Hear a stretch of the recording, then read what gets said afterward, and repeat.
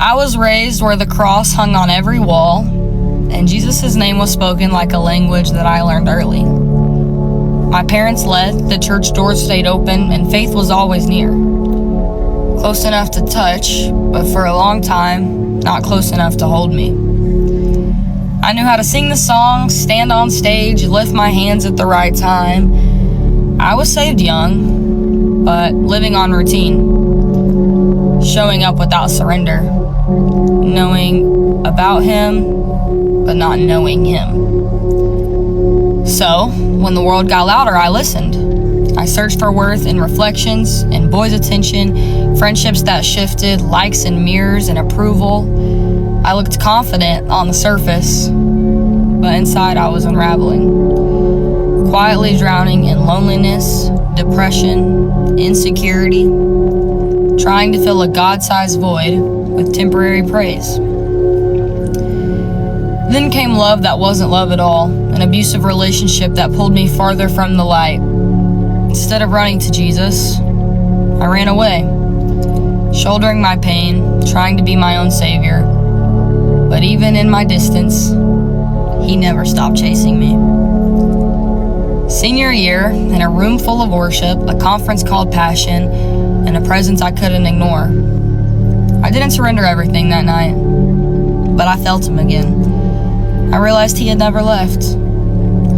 That moment became a turning point, the beginning of a slow, holy return. Step by step, inch by inch. Then college, miles away from home, far from community, back into old patterns. Approval wore new faces, parties, drinking, relationships, performance. I gave pieces of myself away, and some were taken from me. I confused lust for love, and found myself in places where boundaries were crossed, leaving me traumatized, abused, and broken. My lowest moment came quietly, alone in my bed, covered in shame, convinced I was too far gone, that I had done too much and fallen beyond redemption.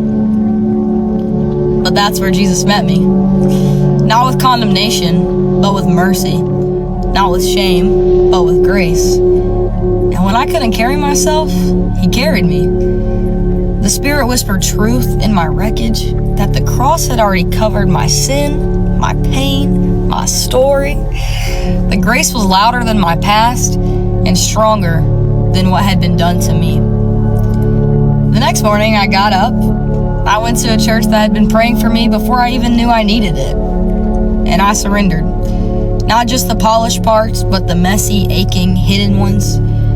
I stopped trying to save myself, and I let Jesus be my savior. A week later, I stepped into the water. A public yes, a burial of the old me, a declaration that my life belonged fully to Him. No turning back, I'm all in.